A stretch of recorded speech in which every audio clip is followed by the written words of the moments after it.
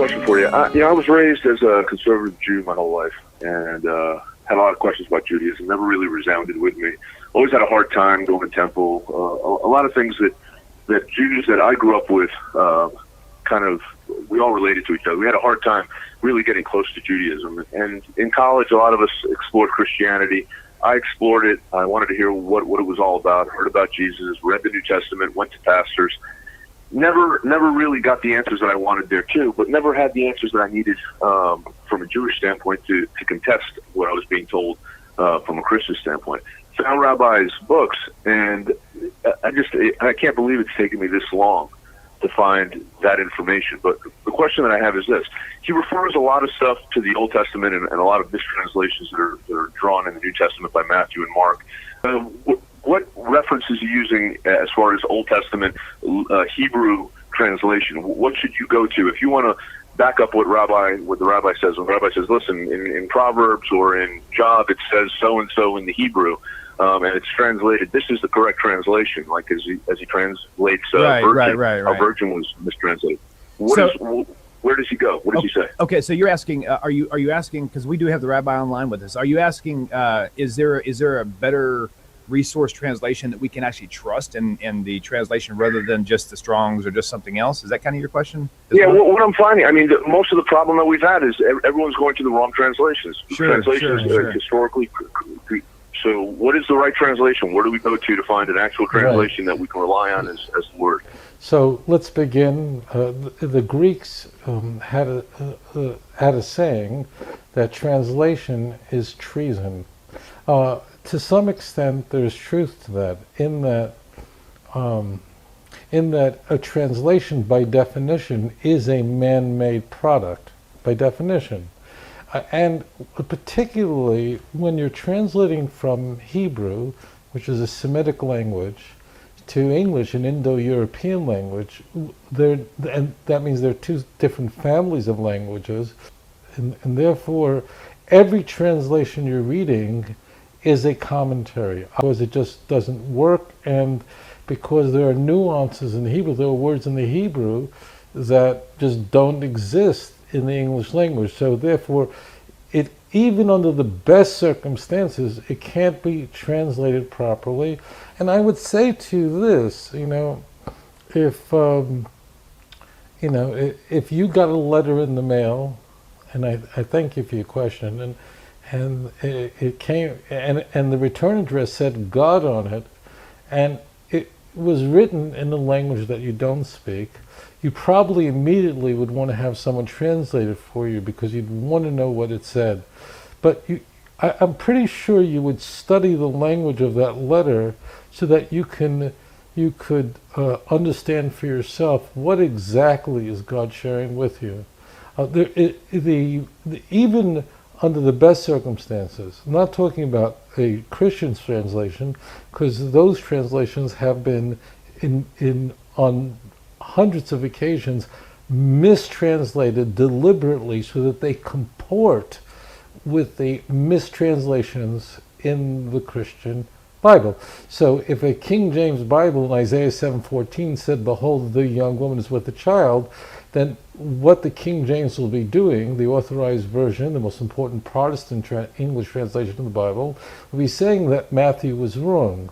So they can't do that. And the Vulgate, translated by Jerome into Latin, again, he has to use those words. The Christians who produced the Septuagint, it's not a Jewish product, it was the Proto-Septuagint was Jewish. We've lost that. They've been all altered really quite deliberately to make them appear Christological. But if you're saying right now I need some sort of translation, what's the best right now because my Hebrew isn't strong enough, I would definitely suggest, I'd encourage you to go to Art Scroll. Art Scroll is the largest Jewish publisher in the world, and they have the finest scholars that are there producing the kind of books. And in fact, you notice that when you get, let's say, a Chumash, a 5 books, it's called a stone Chumash. In reality, Art Scroll, this publishing company, has to hire so many scholars Oxford-trained PhDs, religious Jews who are going to translate not just the text but the super commentaries, make it all accessible to you. You would never really, when you buy an Art Scroll product, like the Book of Daniel, an Art Scroll, written by a dear friend who passed away, Rabbi Goldworm, you would never be able to pay for the real cost of what it costs Art Scroll to produce it. So you have families that donate millions of dollars so that these valuable books could be accessible to any person at a reasonable price. I urge you to, during the meantime, to use Art Scroll. I also, if you can afford it, don't get their single volume Art Scroll Tanach. You can. Okay, that's what I've done. Yeah, that's what I've done. Yeah. That's what I did. I bought the Art Scroll single volume Tanakh in English. The problem is, it's attractive because everything is in one book. I like that, right? The problem is there's almost no annotation because there's so much there, 23,000 verses, they got it into one book. They had to strip out all the translation of all the commentary. And that's a huge problem. Stay away from that, all the listeners. What you want to do instead, if you have the money, is invest in each book separately. So just buy the Book of Isaiah, Art Scroll, and that will have extensive commentary. It's much more expensive, but you are investing in a library you will have for the rest of your life. Daniel, buy it separately. The 5 books of Moses, buy it separately. Jeremiah is now available separately. Try not, if you can afford to do that, that's what I would recommend. Okay? In the Jewish world, is that considered the end all? Is that where everyone goes to the Art Scroll books, or are there other books? No. In the Jewish world, in the world that I come from, we don't use Art Scroll. We go to the Hebrew text. We go to the primary text. We never had Art Scroll. There was no such thing as Art Scroll when I was in rabbinical school. What has been made accessible to you was not accessible 30 years ago, but in the very traditional world, we just use the primary sources. We read, Rashi or the Even Ezra, we read it in the original Hebrew. If you have the original, if you have access to read the original, you always want to go to the original text. So typically, now Art Scroll, I don't want to take too much time on this, but Art Scroll does do us a favor, because even those who can read Hebrew, the Rishonim, that means the great sages of the medieval period, were brilliant, were just geniuses. They had like an IQ of 180. So they sometimes would write things in a truncated way, and they presuppose that you know what they meant.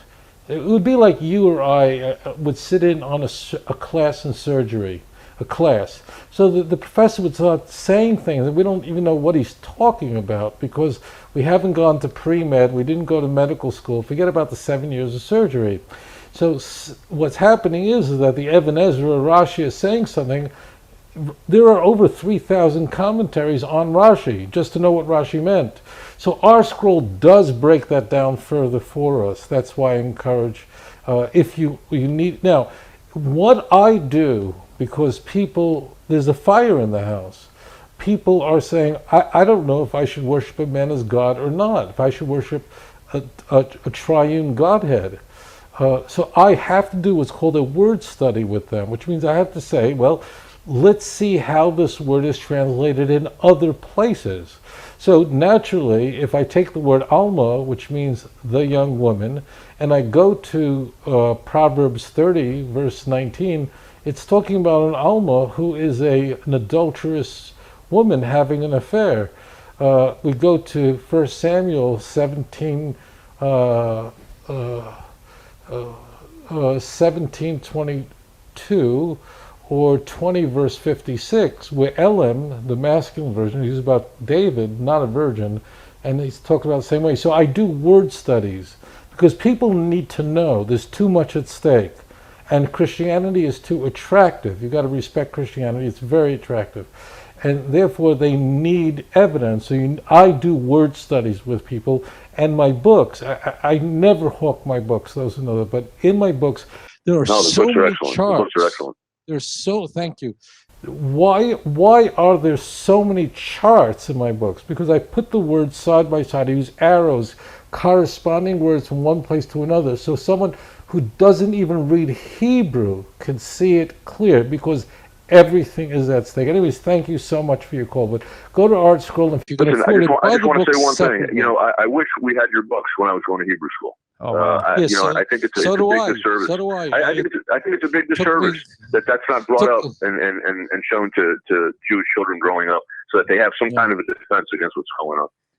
Thank you. You Thank know, you very much. That was a super sweet question, man, and a great answer for it. Rabbi, thank you. I And, appreciate it. and thank you, Maurice Thank from you. Florida. And we will. But you are always kissing God through a towel when you read the translation. Right. You just know that. At best, you're kissing God through a towel. That's under the optimum circumstances. Okay.